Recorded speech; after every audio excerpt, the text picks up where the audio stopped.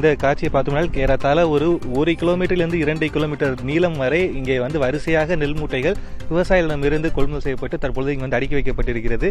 முறையாக வந்துட்டு எந்த விதமான ஒரு தார்பாய் கூட போடாமல் இங்கே வந்து நெல் மூட்டைகள் வந்து வரிசையாக அடுக்கி வைக்கப்படக்கூடிய சூழலில் கடந்த 2 நாட்களாக இந்த மதுரை மாவட்டத்தில் பெய்து வந்த இந்த கோடை மழை காரணமாக இந்த நெல் மூட்டைகள் அனைத்துமே வந்து நனைந்து தற்பொழுது வந்து முளைக்க ஆரம்பித்திருக்கிறது.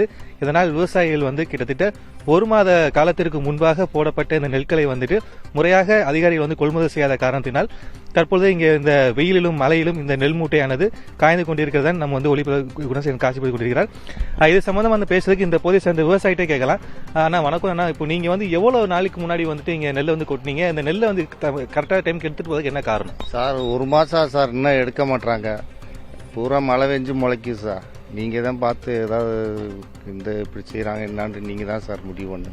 அதனால வந்து உங்களுக்கு எந்த அளவுக்கு நஷ்டம் ஏற்படுத்துன்னு நினைக்கிறீங்க? விவசாயம் முளைச்சாவே நஷ்டம் தானே சார். நெல் முளைச்சு போச்சு, பார்த்து எடுக்க சொல்லுங்க சார்.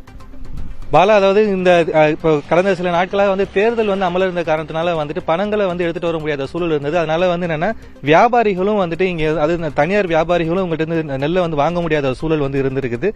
தற்சமயம் வந்துட்டு இது சம்பந்த மாவட்ட நிர்வாகத்தில் கேட்கும் பொழுது ஓரிரு நாட்கள்ல வந்து லாரி மூலியமா இங்க இருக்கக்கூடிய அனைத்து நெற்களையும் வந்துட்டு நாங்கள் வந்து கொள்முதல் செஞ்சிருவோம் அப்படின்ற விஷயத்தை வந்து சொல்லியிருக்காங்க பாலா.